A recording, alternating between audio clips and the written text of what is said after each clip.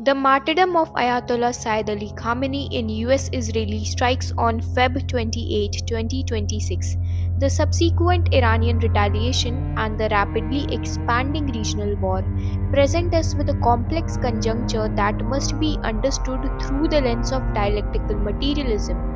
Because when faced with such events, we cannot rely on simplistic formulas or emotional reactions.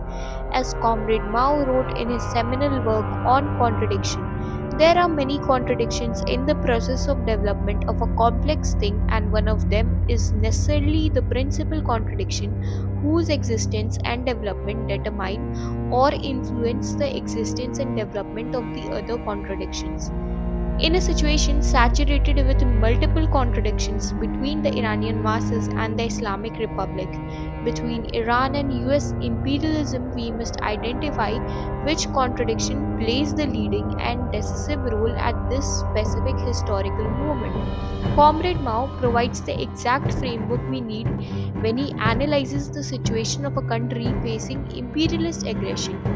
He writes, when imperialism launches a war of aggression against such a country, all its various classes, except for some traitors, can temporarily unite in a national war against imperialism. At such a time, the contradiction between imperialism and the country concerned becomes the principal contradiction, while all the contradictions among the various classes within the country, including what was the principal contradiction between the feudal system and the great masses of the people, are temporarily relegated to a secondary and subordinate position. Lenin made it clear and said that if tomorrow Morocco were to declare war on France, India on England, Persia or China on Russia, and so forth, those would be just defensive wars irrespective of who attacked first, and every socialist would sympathize with the victory of the oppressed, dependent, unequal states against the oppressing, slave owning, predatory, great powers. The application to Iran today is inescapable. So, some people argue that the principal contradiction has now become the war with US imperialism, as if this were a new development requiring a strategic shift. This framing fundamentally misunderstands the nature of the conflict Iran has endured for decades. The truth is simpler, that the state of war has always existed for the people of Iran. The principal contradiction has always been US imperialism. Iran has not merely been resisting occasional aggression, it has been surviving a continuous hybrid war since the 1979 revolution. So, the current joint attack by US and Israel cannot be treated as the beginning of a conflict, but rather its latest, most intense phase. A correct analysis requires recognizing the permanent nature of this war, the hybrid character of its methods, and the strategic clarity of an Islamic republic that has never been confused about who its primary enemy is.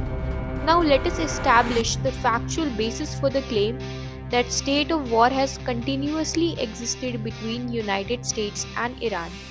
In 1953, before the Islamic Republic even existed, the CIA orchestrated a coup against democratically elected Prime Minister Mohammad Mossadegh simply for nationalizing Iran's oil, installing the brutal Pahlavi dictatorship to ensure Western control of Iranian resources.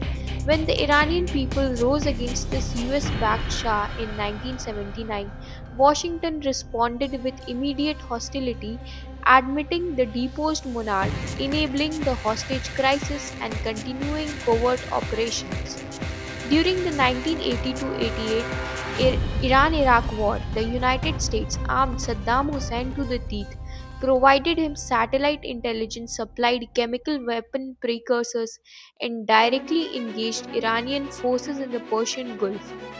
The decades that followed brought relentless economic warfare through crippling sanctions, the axis of evil designation, assassination campaigns against Iranian nuclear scientists, and the 2020 assassination of General Qasem Soleimani while on official diplomatic business in Iraq.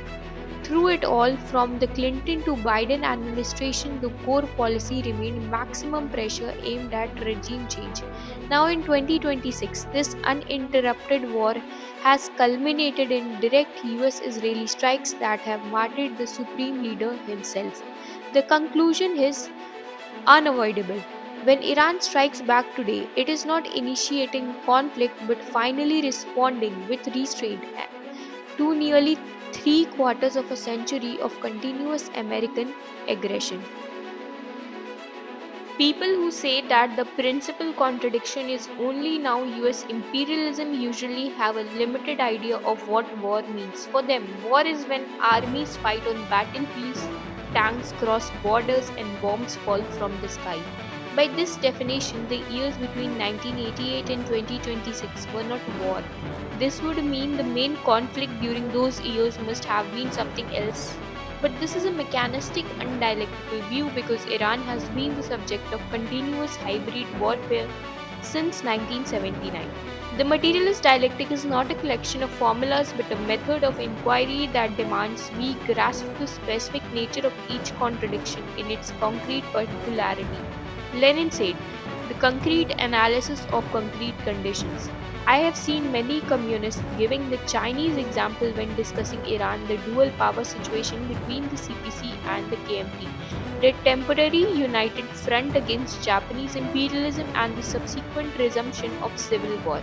This is useful as an illustration of how contradictions can transform from antagonistic to non-antagonistic and back again.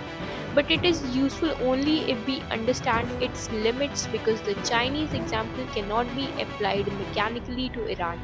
A concrete study of the circumstances of Iran's specific struggle of opposite must be done, resisting the temptation to arbitrarily apply formulas derived from entirely different historical conditions. In Iran, there is no alternative army, there is no alternative party representing the interests of the working class of Iran. The Islamic Republic emerged from the masses themselves in 1979 in a revolutionary upheaval that swept away the US backed monarchy and established a new order rooted in the popular will. This is the fundamental particularity of the Iranian contradiction. The leadership of the Islamic Republic is not a group of foreigners, it is composed of men who have sacrificed, they have bled, they have lost family members, fathers, brothers, sons, daughters in the defense of the country and the revolution. Consider the phenomena of martyrdom in Iranian political culture, and this is not propaganda, it is reality.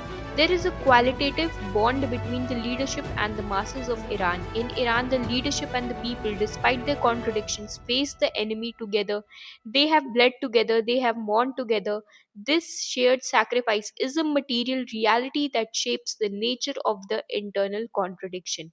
And the idea of a pure, a perfect state, it's just a myth. All states are not born from abstract ideals but are historical products shaped by concrete material conditions.